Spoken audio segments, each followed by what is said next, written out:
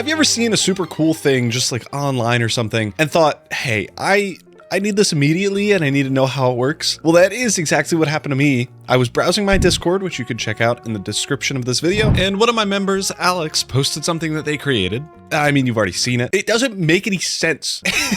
and pretty much immediately, I needed a thorough explanation, the schematic, and to try it out myself. So that's what we're doing in today's video.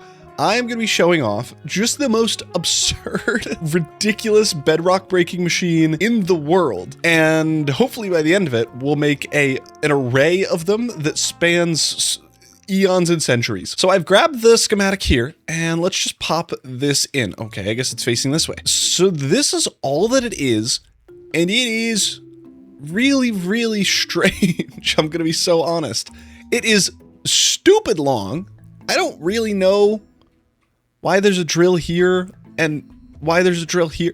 We're going to be figuring this out together, but this is it. This thing can break, I don't know, 30 bedrock a second in a straight line for the rest of time. So it's kind of nuts. It's kind of crazy, but I'm so excited to get started with it. Before we get too far into it though, the link to the schematic is going to be in the description. It was not made by me, it was made by Alex. Their schematic is going to be in the description there. And then if you want to learn more or just check out the Create Technical Minecraft scene, I've also included the Discord link for that community. It's called the CAMS project, C-A-M-S project, and that has a ton of super cool and honestly just the most ridiculous things I've ever seen. One of them being update suppressant without using lazy chunks, which I'm gonna be honest, I don't really know how it works, but it sounds epic. So let's get into this thing.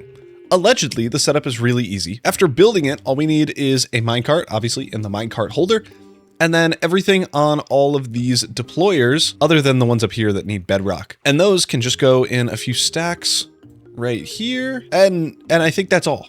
I think that's everything we need. What I'm going to do first though is actually bring this down to the floor level, because otherwise it's going to freak out, I think. So let's build this thing up, have it go forward and land on this rail. Okay. So some stuff was placed. I'm just going to break it because I'm scared, but I honestly think from here we are good to send it off. What this does, as you can see, there's no tracks in front of this. This uses what did Alex call it? A self-propelled minecart, which basically means the minecart hits itself to just make it fly, which is that's gonna be something I use. Absolutely. I mean, imagine like a tunnel bore that uses this. It's gonna be so cool. And this minecart thing is set up to move exactly 20 blocks per second or 1 block per tick, which lets a bunch of crazy stuff happen. So one thing that I'm gonna have to do is replace all of these with bedrock so that we can prove that this thing's actually breaking bedrock and doesn't just have like a drill underneath or anything. So I've replaced in a bedrock line here, and let's just click the button. Let's click it.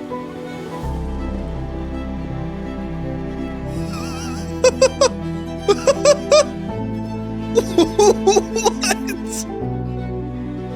Oh my God.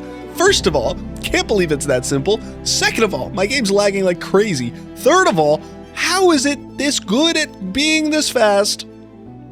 I mean, like, we don't even see the blocks. I wonder if you can do something like this for like an insanely fast tunnel bore. Oh, I broke it. Okay, you have to be really close to it. Is my simulation distance? That's why. Oh, it's just going into the abyss. This is insane. It's so... This is crazy, dude. So you might be wondering, hey, big dog, how does any of this work? And that's a killer question. So let's like, I guess, separate out the machine into the main functions. So the first one is the self-propelled minecart that I was telling you about. Basically what's happening is we have a minecart here and it's connecting to a mechanical bearing. When you hook up a mechanical bearing or windmill bearing or whatever moving thing to a minecart, it starts spinning. So what we have to do, if we connect up all of this glass around in like a little U shape, it will all connect to our mechanical bearing and start spinning. However, since minecart physics is a little bit weird, when this is spinning, it will bump the minecart. So when we build it, it will auto move. And if we break the block that's preventing this, and let's just scooch it here, we may need a little starter bit. And let me remove that just to show that it goes forever. You could see the cart is glitching out a little bit and it's getting propelled infinitely. And there are ways to do this in other methods other than the windmill bearing one. This one is just what works well for this setup. Again, no clue why. This is way above my intelligence level. But this is kind of the heart of the machine. So then all that's left is the second half of the machine, the thing that does all the stuff. So the reason this all works in general is because our heart is moving at exactly 1 block per tick, which means everything that this does happens in the exact same tick, which is the only reason this is possible. And instead of just trying to explain through a static image is what we have here, let's get a quick kind of slow-mo of this going, and I can show you what it is that is actually happening. So the first thing that happens is the clockwork bearing and 2 andesite scaffolding are placed at the same second. One of our deployers is then hidden in that clockwork bearing line that right clicks the clockwork bearing and turns the clockwork bearing and those 2 andesite scaffolding blocks into a moving contraption. Now let's break down the purpose of this in general. So once our clockwork bearing has grabbed those 2 andesite scaffolding blocks, we are able to put blocks inside those andesite scaffolding blocks, which then, once the deployer right-clicks it again, will break whatever blocks are in there. Jumping back over to the contraption now, the next things that are placed in are a piston and a redstone block, which powers the piston, having it extend outward into a full block. Once it reaches and connects up with that redstone block, we then right-click the clockwork bearing with another one of our deployers, turning that back into a full block, as I showed earlier, breaking the redstone block and the piston head as it's fully extended. At the exact same tick, we have a deployer underneath that places another piston from the bottom now, which for whatever reason tricks the game into replacing the piston head, which is why you can see it kind of glitching through the floor there. And that is what breaks the bedrock. After that system is done, we have all of these drills to break the clockwork bearings and pistons that were already placed, cleaning up the remaining residue and cycling those back into the start of the machine to continue on. So now that we know how this thing works, I want to try it in a legitimate actual use case on the Nether roof. Because, well, it does kind of require us to have a block underneath the Nether roof in order to place our pistons upside down. And the only way to do this is to break the bedrock in the Nether roof to do this. At least that's my thought at the moment. So let's go over to the Nether and see what we need in order for this to work properly. And ideally, we could do this without breaking any bedrock, but I honestly am not so confident. So I've made our way up to the Nether roof here. We can pop this thing in. I'm gonna try something first. So you know how I said this contraption, I think it's called a subcontraption, where you have a mechanical bearing that kind of shimmies everything else around it. I don't think those interact with blocks once it's been contraptionized. So what I'm hoping will happen is if we do the same thing where we drop this like through the floor and whatever, it'll drop down and this will just go through the bedrock. So I gotta put down some tracks and turn this on. Okay. And, oh, yes.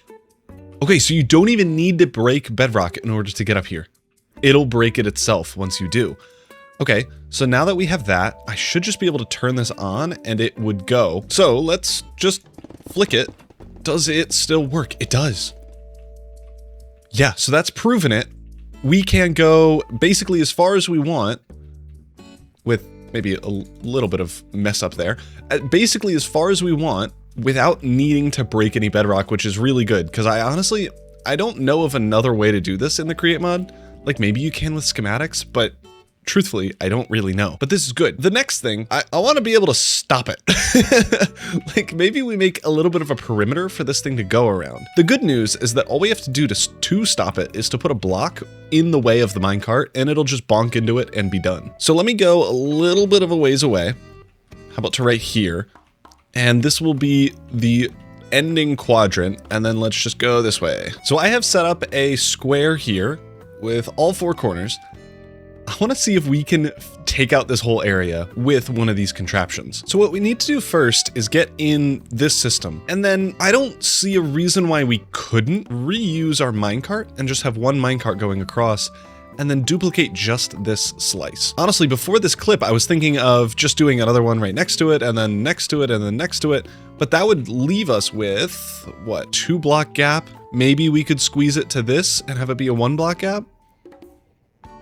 even then, that would be a bit of a challenge. However, if we duplicate this slice and just put it right next to it and glue it together, I think it would work. So I'm gonna try it. This is ridiculous. There's very low odds that this is going to work. I have glued everything together. I've needed to glue them in like chunks since create my glue only goes a certain amount. And there's just no way this is all gonna work. And if it does, my computer's gonna crash. So we'll try it out. I am going to close every single program on my computer before I do a single thing.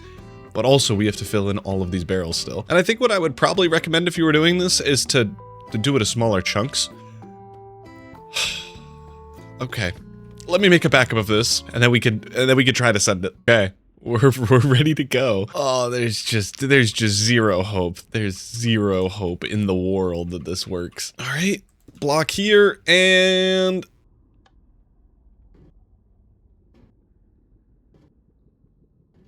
huh? It just didn't even assemble.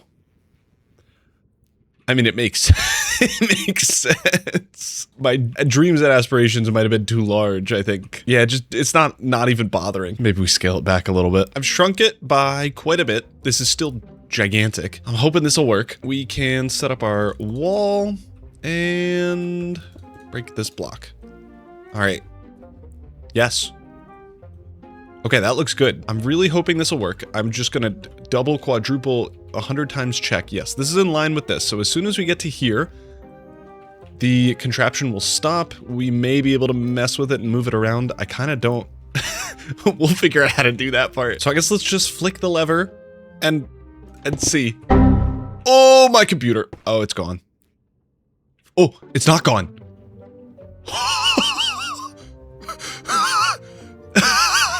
I don't even know if my voice clocked in there. My entire computer froze instantaneously. Wow. That is miraculous. So I guess now we have to move this thing. There's no way that I can pick this up, right? Nope. Okay. Yep. I think that's one of the flaws with this kind of self-propelled setup. Since it's not technically a contraption of the minecart, and it's a contraption of the windmill bearing, you can't really pick it up. Which means if you want to transport this or move it around, you have to do so with rails or manually pushing it around. Which does make it a little bit more challenging, but there's not much that can be said about how quickly we have broken a sheet of bedrock. So as much as you may want to hate, that is crazy. I have to go back to a backup because now this is super broken. We've reverted to a backup, and I've actually done a little bit of work to hopefully make this thing go in a square using rails. So I'm hoping it's going to come this way all the way to here, right turn all the way over to here, right turn again all the way back to our ending block, which I've put it here. I don't actually know if this is going to work, but it's worth a shot. I think we just send it and see what happens. I'm gonna set a replay to see, hopefully we can record this happening. It may just lag and glitch until it's done moving, and then we'll see the outcome. But let's just try it. Let's turn it on and pray. Oh, okay, okay. It didn't turn. I've gotten into a backup and I've modified what we have over here. So I've turned off our rail and put a block in the way. Let's see if this does anything slightly better. Don't really have high hopes, but you know, we have more backups. So what's the worst that'll happen? It crashes my game? Nah. So our mechanical bearing contraption does not rotate with the cart. And I can't change how this is facing. You know what? Oh.